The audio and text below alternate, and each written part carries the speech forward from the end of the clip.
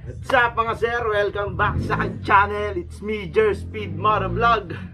Okay, so isang quick vlog lang tayo regarding sa wala tayong paligoy-ligoy. So regarding to sa naghahalo yung coolant mo dun sa langis. So isang possible cause dito is itong hawak ko ngayon, yung water pump seal.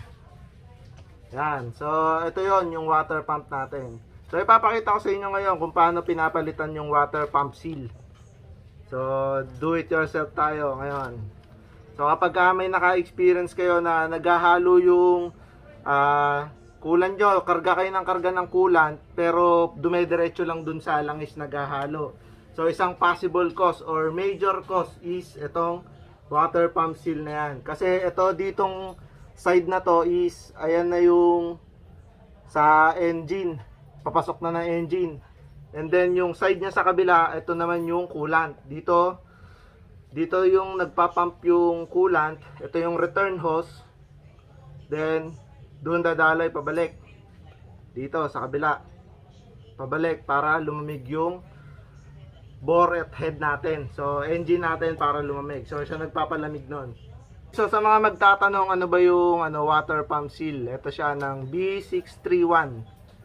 So makikita nyo dyan sa screen nyo, i-flash ko na lang yung pinaka picture niya para maging familiar na rin kayo. So tuturo ko ngayon, isang mabilisan lang to na kung paano natin tatanggalin yung seal na yon. So tatanggalin natin muna unang-una sa lahat yung clip. Yung clip dito. So ito yon, yung clip na yon, yung nakalagay dyan. Para matanggal tong clip na to, kailangan lang natin ng special. So ayan, dapat may pang open kayo nyan. Tapos nandiyan kasi yan. So ibubukan nyo lang. Pagkabukan nyan, mahuhugot nyo yung clip na to.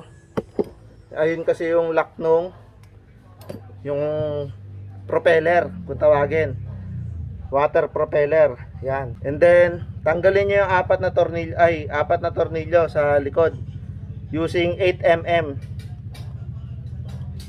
So naluwagan ko na yan kanina, kaya wag na kayo magtaka. So para maging mabilis lang, quick vlog lang naman to eh. So share ko lang sa inyong lahat. Kasi naging lagi na rin natatanong sa akin, boss, kasi naghahalo palagi yung coolant ko. Goods naman yung gasket, head gasket, goods lahat, valve seal lahat.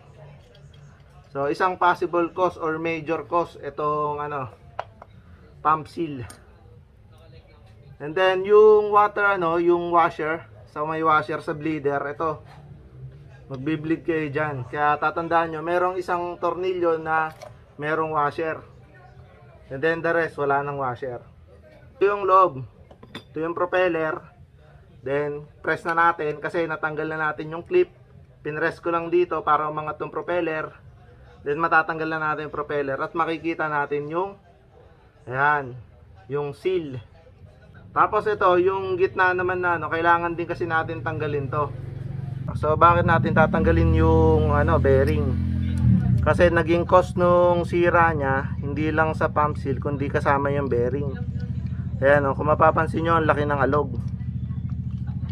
So sobrang laki ng alog na ito. Ayan, kita na sa camera, di ba? Yung alog ng bearing. So ayun, papalitan din natin yan. Kasi dapat walang kalog yung bearing na yan.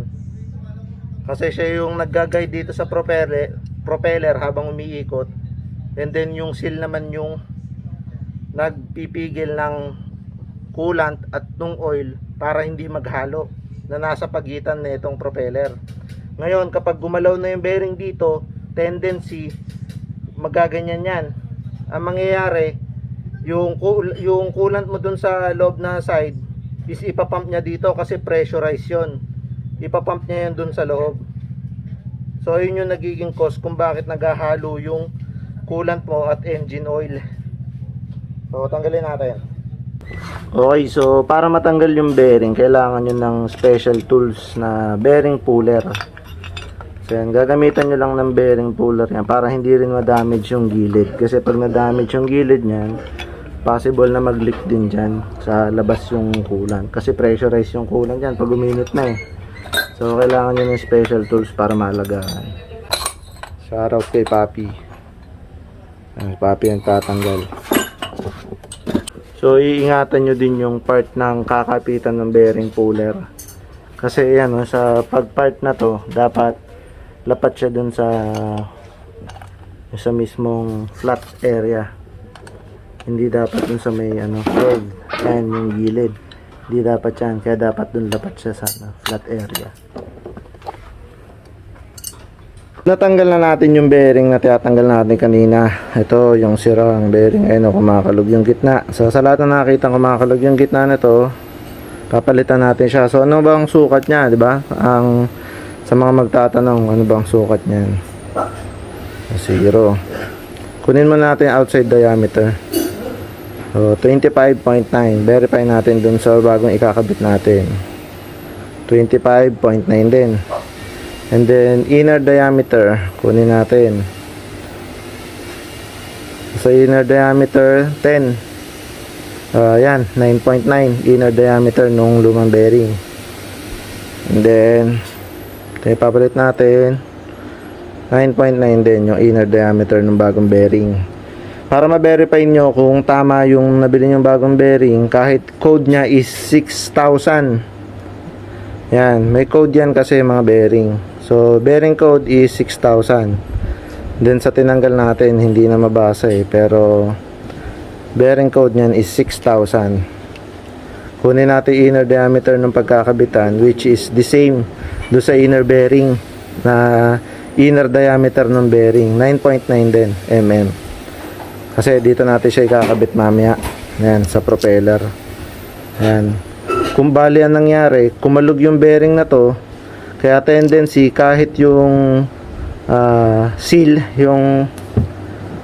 yung seal neto, water pump seal, is once na kumalog to, lalabas yung pressure nung coolant doon papunta sa engine oil natin, kaya sila naghahalo. So yan, pakita lang natin paano natin kakabit. Let's do this. Okay, so addition ko lang dun sa magtatanong anong code yun. Water pump seal B63 E22223-00. Yan yon. Medyo makapal siya para sa Aerox version 1. Pure stock engine lang to so hindi kargado yung pinaggamitan natin ito or yung papalitan natin ito. So ayan, pure stock engine lang po yan. Meron tong magkaibang water pump seal, baka kasi B63H yung isa, yung sa inyo may H siya, B63H. So iba po yun dito. So dalawang klase yung sa Aerox na version. So mayroong mas manipis dito na water pump seal. Then check nyo na lang muna yung tinanggal nyo, compare nyo dito sa ipapalit nyo kung parehas. Kasi meron yung pagkakaiba na water pump, kahit the same ng Aerox version 1, magkaiba sila ng water pump. So nangyayari po yun. So ito na yung yung assembly ng water pump. Natanggalan natin yung bearing. Kaya kapag lalagay nyo naman yung bearing dito, may stopper naman siya. Kaya kung hanggang saan lang yung bearing. And then yung water pump seal naman dito sa kabilang side. So lagay natin, pakita ko sa inyo. So lalagay na natin yung bearing na to dito sa so brasahan nyo muna. Oil. Lagyan nyo muna oil para madali lang mailagay. Tinanggal ko nga pala yung yung cover ng bearing. Ayan, yung cover ng bearing, kung mapapansin nyo kanina, cover ba yan? So tinanggal ko yan kasi may dyan nga yung langis, yung side ng langis, engine oil. So dapat nalalangisan yung loob ng bearing. Kasi umiinit to yung part na to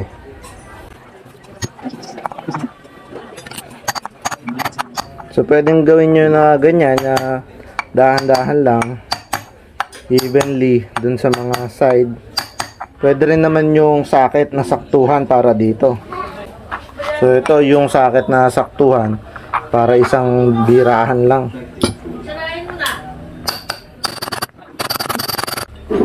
Yan, so bumababa naman yan.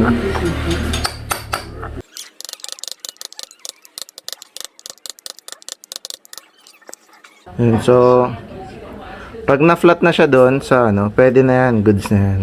And then kung mapapansin nyo yung kalug kanina, wala na. Ayan o. Ayan o, inaalog ko. So walang kalug dapat talaga yan.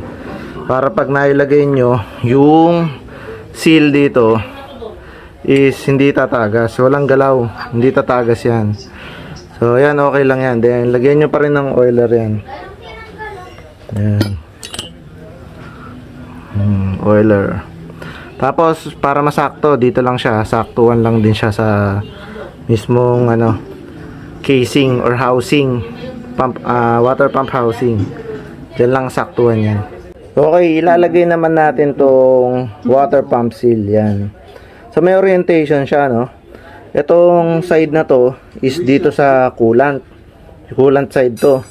And then dito sa kabilang side, ayan yung sa engine oil. Kung makikita nyo, ayan, oh, may kada side niyan may ano, yan yung spring na to. Ayan kasi yung sumisikip or humihigpit para dumikit dun sa propeller. Ito, para dito sa propeller. Ngayon, bago nyo ilalagay yan, lalangisan nyo muna lahat yan. Yung side na to, yung kabilang side, tsaka yung buong outer na itong water pump seal. Yan, so langisan muna. Hindi na kailangan tipirin yung langis dyan. Goods lang yan. And then yung loob din, kailangan din may langis yung loob. Kasi rubber to, ngayon kapag walang langis yan at umikot na naman yung propeller na to dito sa nilagay yung bagong pump seal, kakayas lang ng kakayas yan hanggang sa tatagas na naman, diba? Kaya kailangan may langis yan bago ilalagay.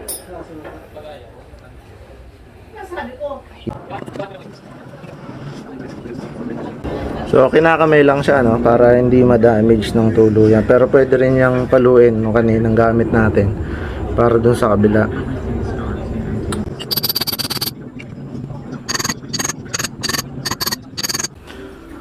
Okay, so ayan, once na ma-flatten na ulit siya dito, hindi siya nakausli dun sa surface na itong housing, water pump housing. So goods na yan. Then balik na natin to propeller. Pero dapat make sure na malinis tong gilid ng propeller. Kaya medyo basa to is dinarasahan ko na siya o nilagyan ko siya ng oil. Lubricant. Pwede siyang ilub. Ayan. Ngayon kung mapapansin nyo, na-correct natin yung alog dito sa part na to. Kaya kasi tumagas yung pressured na coolant from dito sa side na to is may alog to. Ayan, ngayon wala nang alog kaya goods na to. So huwag nyo kakalimutan yung o-ring dito sa harap. Ayan. Nilubricate din natin o-ring para make sure na walang dumi. And then yung o-ring din dito sa baba, lubricate nyo din. So dito sa o-ring na to, nasa baba, ito kasi yung nasa ilalim na side. May nakikita kasi ako na iba or nabaklas na dito sa Team Jer Speed Moto Parts. Nilagyan nila ng sealant to. Pero ingat kayo sa paglalagay kasi kaya siguro nilagyan nila ng sealant kasi nilagyan ng ibang chemicals kasi namaga. Ayan, parang ganyan. Ang hirap ipasok. Namaga. So mas maganda nang palitan nyo na lang yan kapag ka namaga na yung goma. Pero yung goma naman na to or yung o-ring, itong gamit natin, hindi pa naman nambaga. So i-flat lang natin ulit siya, then dapat may langis. Then propeller. Umikot na yung propeller natin. Tapos yung balik na natin yung o-ring. Ibalik na natin yung circlip lock. Yung circlip lock. Ibabalik na natin. So yan na, patong nyo lang dyan, then bukan natin. No? You act like it's pain. Yan. So ganoon lang siya kadali ibalik. Meron siyang slot. May slot talaga siya doon para doon siya naglalak. Para ma-verify nyo kung nandoon siya sa slot. Pitin nyo lang, tapos ikot-ikot nyo. Ayan. So, goods naman. Ganyan.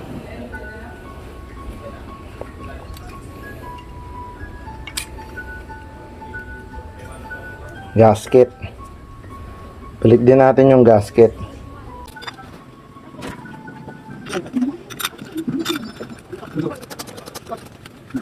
So sa pagbabalik naman na itong mga to, dito yung pang bleed. Ayan yung may washer, copper washer. Diyan kasi binibleed yan kapag binuo nyo na, nilagyan nyo na ulit ng coolant. Dito nyo i-bleed sa part na to. So luwag nyo muna para lumabas yung hangin habang naglalagay kayo ng coolant. And then after ng paglalagay nyo ng coolant, wala nang hangin dito, bubula kasi yan, makikita nyo dito sa part na to. So yun yung proper bleeding. Kaya para hindi na mag-overheat yung yung panel nyo.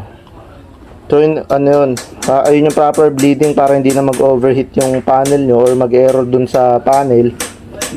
Kaya dyan na agad kayo mag-bleed. Sa pang cause nito, yung masisira to, malalaman mo lang naman siya pagka may nag-indicate ng overheat dun sa panel mo, yung red indicator.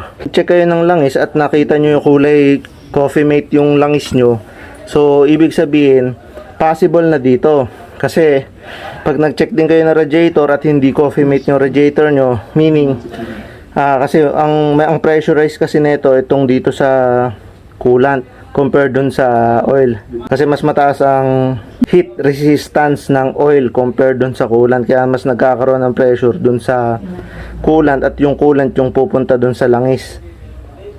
Kaya so possible na dito ang problema. So ayan.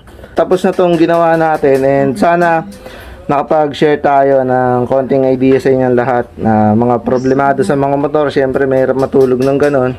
So, yun lang. Pwede nyo siyang madala sa shop kahit nag-overheat na siya. Basta mag-tap lang kayo dun sa mismong radiator. And maglagay lang din kayo dun sa reserve. So, then pwede nyo pa siyang itakbo. Pero, verification lang din. Pa-verify nyo sa mechanic kung goods yung gasket bago kayo dito sa part na to. So, ito isang possible na pwede lang masira to at mag-indicate ng overheat dun sa kasi yung una nating overheat dito na binalag is problem naman yung thermostat. Nag-stack up yung thermostat nya.